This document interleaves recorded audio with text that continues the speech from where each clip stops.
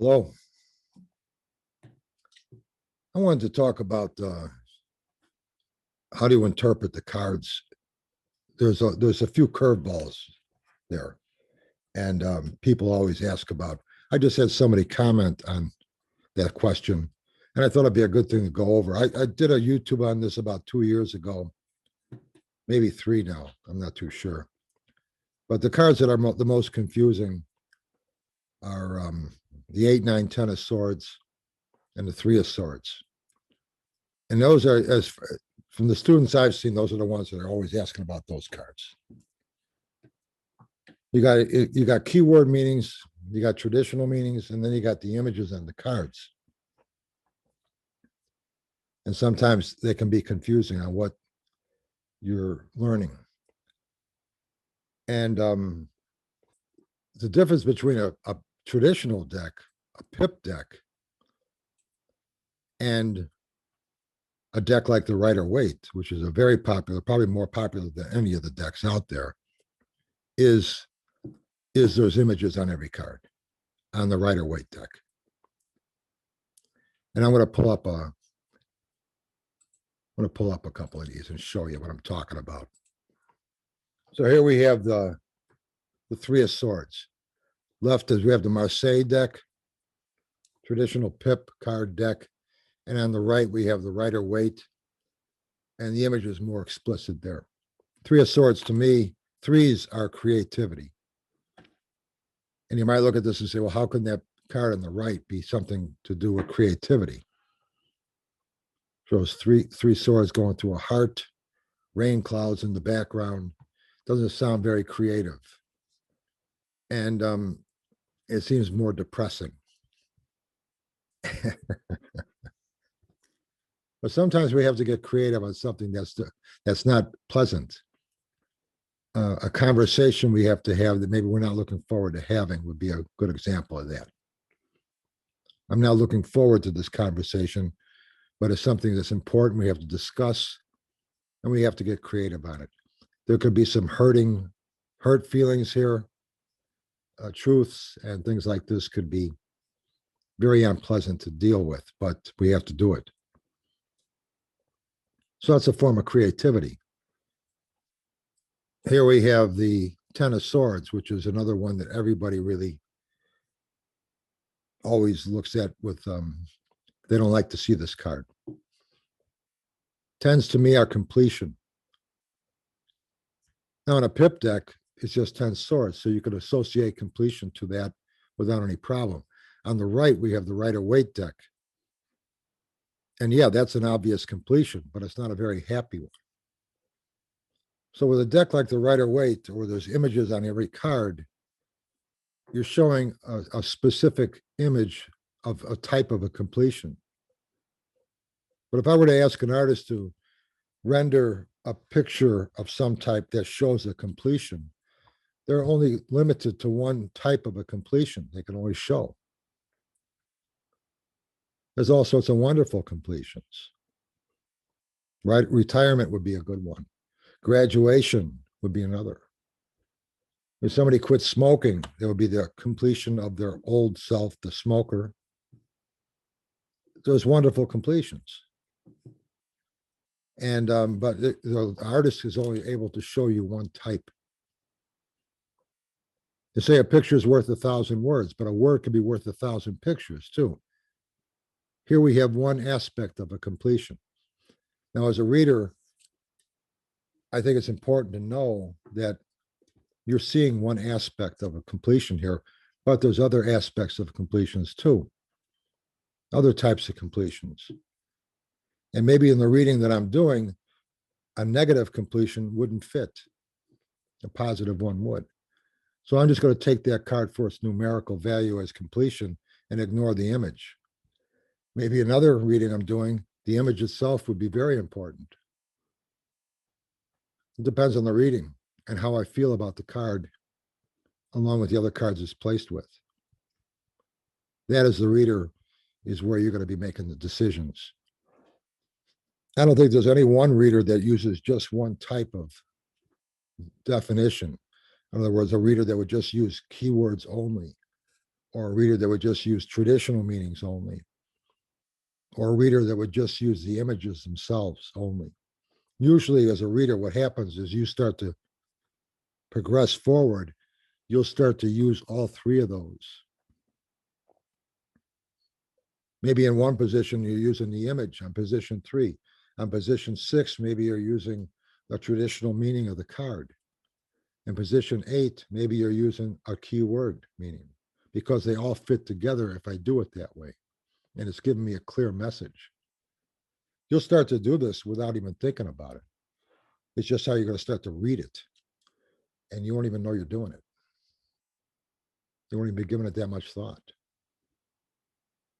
So what an image does, it gives you a snapshot locked in to a type of a completion in this case. And that's all it can be, is that. What really, if you know the broader meaning of the card, you know that that could be other types of completions. Here we have the 9 of swords, the same thing going on. 9s to me are attainment. Now, 9 of swords on the left, it's just 9 swords, so it's easy to associate attainment to that. But usually we think of attainment as something positive, something pleasant. This person on the right, on the Rider-Waite, is sobbing in the middle of the night in their bed. They have an attainment, but it's an unpleasant one. This could be coming out of self-denial, facing facts, coming to terms with a hard truth, an awareness of some sadness of some type, this revelation that's not very pleasant to see, facing the facts, coming to terms with something that you've been avoiding. And these are attainments. They're not very pleasant ones, but they're there. And in the long run, they're better for us. So it's a rough time there. Again, the picture is showing one particular type of attainment. Where on the one on the left, that picture just leaves it up to you, however you think the attainment would be as a reader in that particular reading is the type you're going to interpret it as.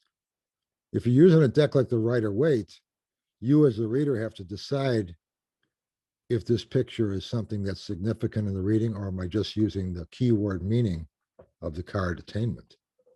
Maybe it's a happy attainment, and then you ignore the picture because that's just showing an attainment that's not really accurate in this reading.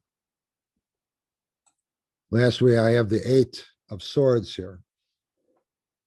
And again, the 3, 4, the 3, 8, 9, 10 of swords are usually the 4 cards that people really ask a lot about. 8s are advancement. And you look at that one on the right and you say, well, there's advancement. And advancement's really still the issue. But here we just have a lack of advancement. Something's holding you back. And you need to be able to release those bonds in some way so you can free yourself to advance forward. So the picture really, they're great to have.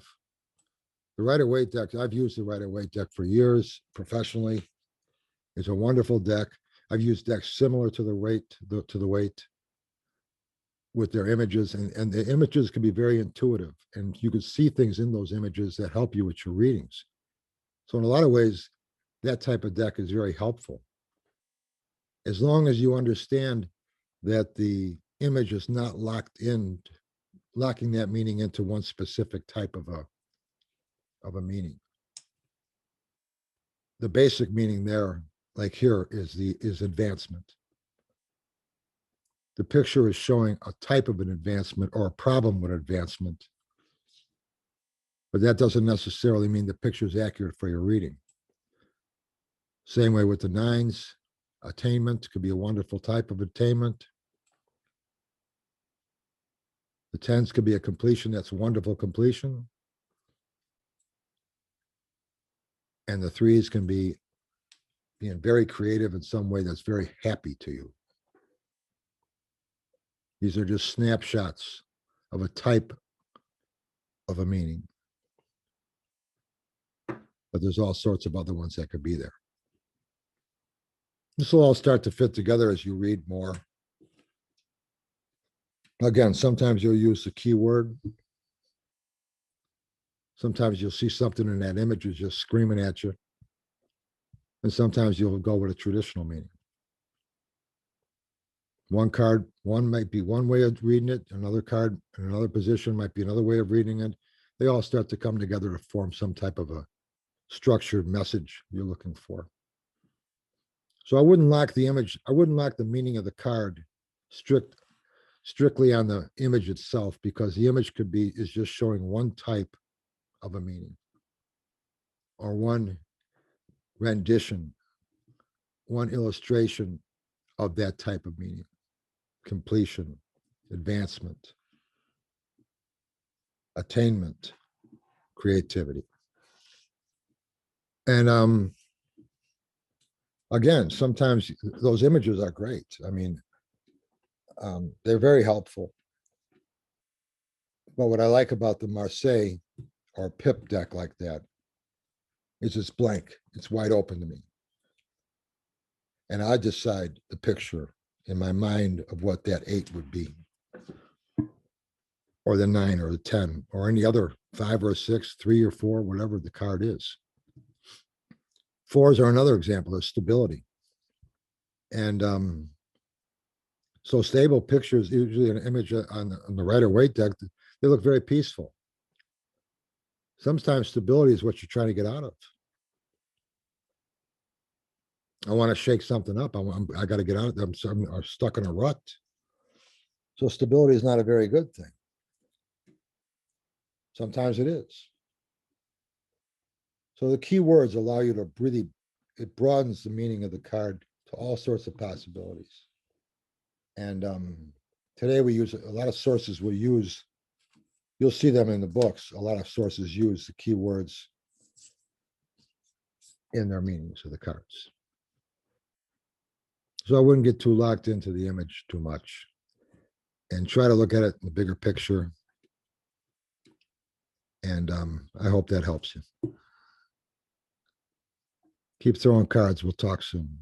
Bye.